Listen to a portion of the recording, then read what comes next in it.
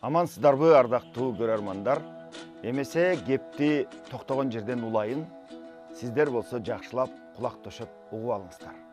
Бизге жаңы кошулгандар үчүн айтып коеюн. Мен Саякбай Каралаев атабыздан жаздырылып алынган Манас эпосун башынан айтып келе жатам. Бүгүн экинчи көрсөтүү. Ошентип баягы тетигил бак бурчун бейжиндеги олтурган Эсен кандын тапшырмасы менен Орта Азияны келип чапкан Молтохан Алооке дөңгө үчөө кеңешип, бул Карахандын балдарын бул жерде калтырсак, бизге кыргыз баш ийип бербейт. Кыргыздын белин сындыралы дагы мына ушинтип тындым кылалы, тетигил Карахандын балдарынын баарысын көзүн тазалап бул жерден жок кылалы. Дүйнөнүн көрүнгөн бурчун көздөй чилдей таратып чачалы. Мына ошондо бул жерде кыргыздын баары алдыбызга жүгүнүп, айтканыбызды кылып, дегенибизге көнүп турат деп, ушундай акылга келди дагы. Карахандын балдары тетигил Бай, келечекте Бакайдын атасы. Байды болсо түштүктө Желпиниш деген тарап бар дейт. Мына ошол Желпиниш көздөй айдады. Ал эми Байдан кийинки Үсөндү болсо, Үсөндү жакшылап эстеп алыңыздар. Муну Оркон көздөй айдады. Ал эми Улакан деген мыктысы бар эле, Карахандын балдары. Ошону тети Ийрен көздөй жоготту. Ал эми Жакыпты тетигил Алайдан келген ак балтаны кошуп туруп 40 үйлүү кыргыз дейт, Алтай көздөй артынан 6000 аскер менен коштоп, түнү уктатпай, күндүз тындырбай, муну ушинтип айдап жөнөштү дейт да. Мына мындай деп айтат туугандар: 40 үйлүү кыргыз журт эле. Мунун кылайган алы калбады. Эти болду көк жашык, каны калды бир кашык. Жер жүзүнө даң кайтып, баткызбай айдап баратат, 2 күнү бир жерге жаткызбай айдап баратат.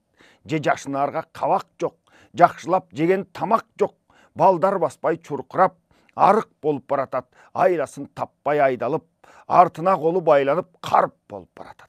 Күндүзүндө тынч албай, минтип айдап ал деми, түн ичинде уйку албай, күндө тынып калган жок, күн мезгилин алган жок, айда тынып калган жок, ай мезгилин алган жок. Былкылдак куурай бышканча, мыйзамдын гүлү учканча, мыктап Алтай айдады дейт. Мына ушинтип айдап барып туруп, анан кийин тоң койгон эчен тоон өттү, толкуган эчен суу кечти, адыр-будур бел ашты, мунарык тарткан чөл басты. Эч көлбөстөн эңкейди, кордой менен маңканды коша ашып кал деми, илээнин башы 3 арал амалсыз кечип бар деми, өгүз ашуу, тай ашуу, кичи жылдыз, чоң жылдыз тегиз басып ал деми, ары жагы Акталаага бар деми дейт. Бул Акталаа жаныбар туугандар, Акталаа биздин нарындагы Акталаа эмес, бул тетигил Алтайдагы Акталааны айтып атат туугандар. Мына ошол Акталаага барганда наркы жагында кара калмак манжуу журт жашайт экен дейт. Бул эл карапайым болот экен, жер айдабайт экен, кен байлык каспайт экен, бирок ушунчалык бай экен, анткени Алтай Акталаа эндекей жаткан ээн жер экен дейт да. Бөрсө деген бир жандык жүрөт дейт, могу боорунан баласы чыгып кайра кирип бекинип алып ушундай жашайт экен дейт. Эми менимче кенгуруну айтып атат окшойт.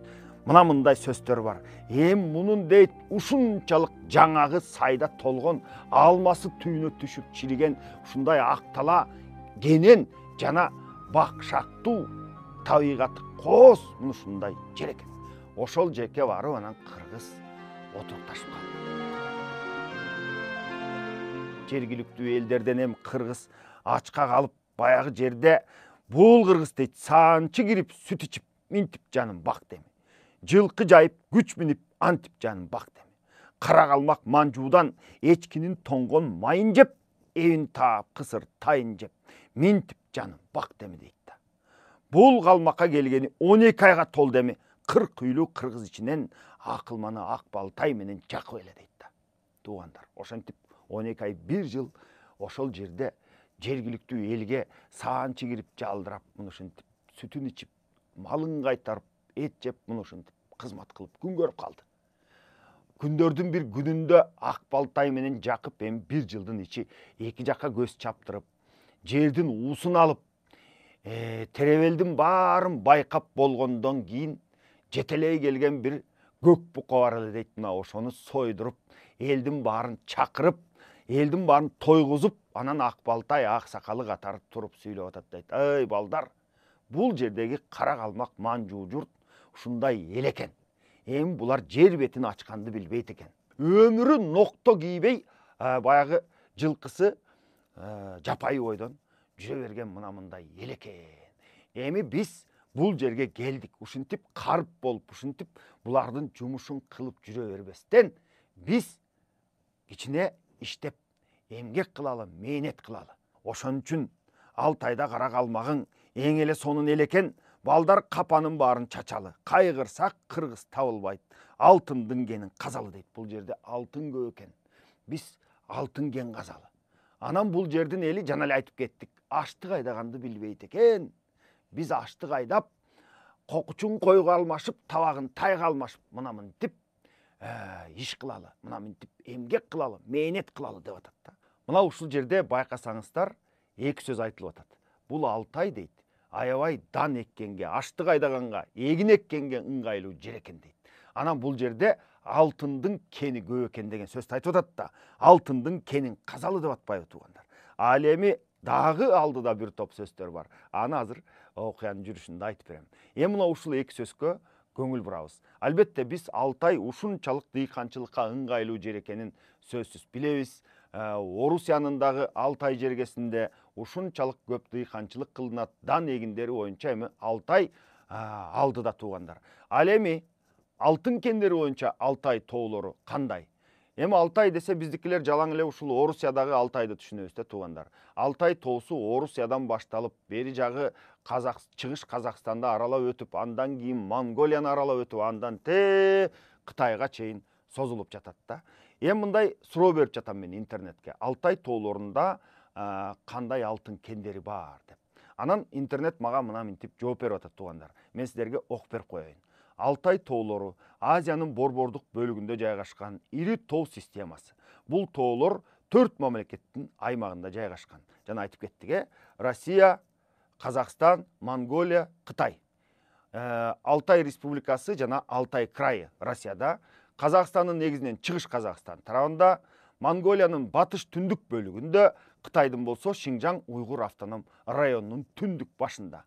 Эми Алтайдан кайсыл мамлекеттер алтын казат дегенде, Россия Алтай тоолорунан абдан ири көлөмдө алтын казат экен. Россиянын аймагында Алтай тоолорунда эң ири алтын кендери табылган. Алтайда Суворовская, Курайская, Талдинская, Веселярская деген ири алтын кендери бар дейт. Андан кийин Казакстан, чыгыш Казакстанда Алтайдын казак бөлүгүндө Васильевская сыяктуу ири алтын кендери Алтайдан анча алыс эмес, Алтай таянган жерлеринде дейт. Жана ошондой эле Казакстандын алтын запастары боюнча чыгыш Казакстан обласы алдыңкы орунда турат дейт. Чыгыш Казакстанда, демек ошол Алтайдын түбүндөгү райондорду айтып атат да. Ал эми Монголияда, батыш Монголияда Алтай тоолорунда бир нече орто жана чакан масштабтагы алтын кендери бар деп интернет маалымат берип атат. Ал эми Кытайда болсо Алтай аймагында бир нече чоң алтын кендери бар, запастары дагы абдан арбын дейт. Бул аймакты алтын өндүрүүнүн келечектүү зонасы деп Кытай атайт дейт туугандар. Мына ушинтип Алтайда алтын кендери көп экенин биздин Манас эпосунда ол тетигил илгери эле биздин ата бабаларыбыз айтып кеткендигин азыр дагы интернет тастыктап турат туугандар. Ал эми Манасты жомок, Манасты болбогон окуя дегендер болсо, бул дагы ошол Алтай тоолорундагы алтын кенинин көп экенин биздин Манас айтып аткан Саякбай атабыздай, Сагынбай атабыздай, же болбосо биздин манасчыларыбыздай болуп барбай туруп кайдан билип алды. Муну ушуну дагы эске алып турушубуз керек. Манаста чынында эле абдан көп маалыматтар бар. Жана буга биз баягындай эселектик кылбай мамиле кылышыбыз керек. Эми сөздү уланталы. Ошентип туугандар кыргыз Алтайда дыйканчылык кылып, жарымы алтын кенин казып, ушинтип баштады дейт. 40 үйлүү кыргыз баарысы, Ак Балтай Жакып карысы кызматка кирди баарысы. Алтын кенин казышты, казып алган алтынды дорбого салып катышты. Керек десе калмакка 4 түлүк малга сатышты. Андан кийин шамиянын шайлатып дейт ба, жер айдоочу Сoko жана башка шаймандарынын баарысын даярдап, кош өгүзүн байлатып, жердин жүзүн аштырып, uучтап тукум чачтырып, эгин айдап жай болуп, эсепсиз кыргыз бай болуп, ак буğday данын чайнашып, эшигинин алдына алтыдан тулпар байлашып, айдап алган эгинин кочушун койго сатышып, табагын тайга сатышып, жан аябай жарышып, саңгара күтүп бай болуп, көңүлү мындай жай болуп, санасы менен болтуруп, сандыгынын баарысын сары алтын мүлккө толтуруп, кыргызынан кийин бир 8-9 жылдын ичинде байып жатып калды дейт да. Эми Жакыптын малы жерге батпай калды дейт. Ой, жылкысынын эле саны канча. Сагынбай Орозбаков атабыз айтат, жылкысынын саны 50 000 ашып кетти эле дейт. Ушундай катуу дүркүрөп кыргыз өсүп кетти туугандар. Эми ушул жерде бир кичинекей кыстырма кошуп айтып кетейин туугандар. Мына сөздү байкаңыздар. Ай дейт, атак Алтай жер экен, кара калмак манжуу журт, бул аштык билбес эл экен.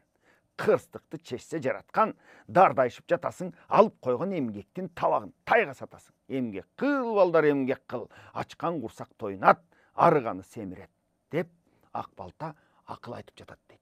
Демек туугандар, бул сүрүлүп Жакып Ак балта менен кошо барган кыргыз Алтайга жеткенде, булар таптакыр эволюция боюнча башка өнүгүүдө жүргөн эл экендиги айтылып атат да. Анткени ал жердеги эл аштык айдаганды билбейт, жана ошондой эле кен казып темир иштеткенди билбейт. Ак балта менен Жакып биз бул жерде аштык айдайлы, жерди эгинди айдап жер иштетели деп атат да.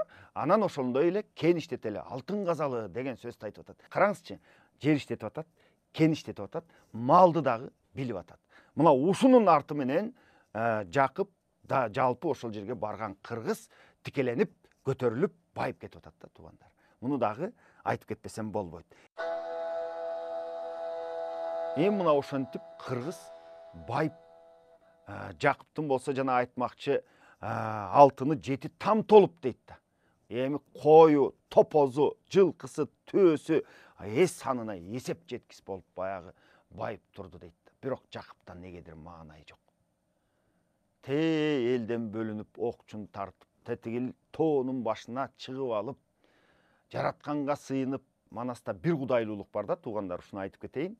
Себеби айтып атпайбы, калмак журту түрк тилдүү эл эле, бирок биз Мусанын доорунда бир кудайлуу динге өткөндө, калмак журту бир кудайлуу динде калбас өтпөстөн эски динде калабыз деп Кытай менен жакын болуп калды дейт да.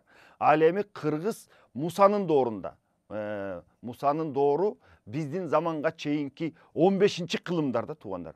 Ошол доордо эле бир кудайлуу динге өткөндүгү жөнүндө Манаста маалымат бар. Ошентип анан бул жерде Жакып дагы окчун чыгып, жаратканга эгеңе сыйынып дейт, бала тилеп турду дейт да. Муну ушинтип көзүнүн жашын көл кылып, бала көрбөй байкуш Жакып муну ушинтип жүрдү дейт. Ошентип Жакып талаага чыгып, жаратканга сыйынып, Кудайдан тиленип, көзүнүн жашын көл кылып, мына минтип журтка келип, 40 үйлүү кыргыз деп коет, ошонун баарын чогултуп, алдына сый тамагын тартып алып, элге минтип арман сөзүн айтып атат. Кагылайын кайран журт, Жакыбың мындай жан болду. Менин жүктөрүм атам пил болду дейт, менин дүнүйөм абдан көп болду деген сөз туугандар. Берки алган жарым чыйырды, алганым эчен жыл болду. Солбуп чачын тарабайт, соолу кургандай күн болду. Экинчи жубайы Батыркан кызы Баг Дөөлөт экен. Менин дейт, баштатан жарым ушул эле, барктасам бала төрөбөйт, баардан мүшкүл иш болду. Эси жок малды көп күтүп, не мураска жетемин, баана кылган балам жок, туяксыз өтүп кетемми? Аргымак бактым мээси жок, муну баптап минер эси жок. Мен Алтайга келгени, карам малды көп жыйып, бастырып төргө чыкпадым, же баа эткенин укпадым. Арманым калың ичим чок, Алтайга минерим буудан жок, өзүм менен уялаш кокуй. Бу дүйнөдөн көз өтсө, айдалган 8 тууган жок. İçim kapa boğurum çok. Mal üzürün görüçü batır kırgız jurtum жоқ deydi. Ушул малдын барысын тетиги Орта Азиядагы кыргыз журтума алып барып чачып берсем болбойт беле деген сөз. Эңкейип кетсем элим жок. ээсиз малды жыюуга менин эзелки турган жерим жок. Бул Алтайда курган журт эңкейип кетсем элим жок. Элим турмак бул жерде. Эч кармаарга жээним жок дейт. Элим эмес, бир да жээним жок бул жерде деген сөз.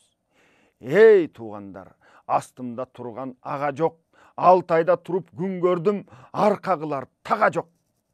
Таяке журт жок деген сөз. Менин байлыгым калың санда жок. Сурап ичсе тойбогон, сугалагын койбогон, менин арсланым кыргыз элим жок. Кудайдын салган дүмөгүн көтөрбөскө чарам жок. Көп ээсиз малды мен жыйдым, муну күтүп алар балам жок деп арман кылып, элди мына ушинтип сыйлап, элден бат алып, узатып ийип, анан түш көрдү дейт. Түшүндө кызык иш көрдү туугандар. Мунун баарысын кийинки көрсөтүүдө айтып берем. Ал эми бүгүн сиздер менен кайрадан коштошом. Анан туугандар, айта кетейин. Сиздерге эгер ушул көрсөтүү жакса, ушундай көрсөтүүлөрдүн уланышын кааласаңыздар, биздин студиябызга көмөк көрсөтүңүздөр. Көмөгүңүздөрдү мына бул жерде жазылып турган М-банк номуруна жөнөтсөңүздөр болот. Ал каражаттар менен биз туугандар мына ушундай көрсөтүүлөрдү көбөйтүп улам тартып турабыз. Бар болуңуздар, аманчылыкта, көрүшкөнчө.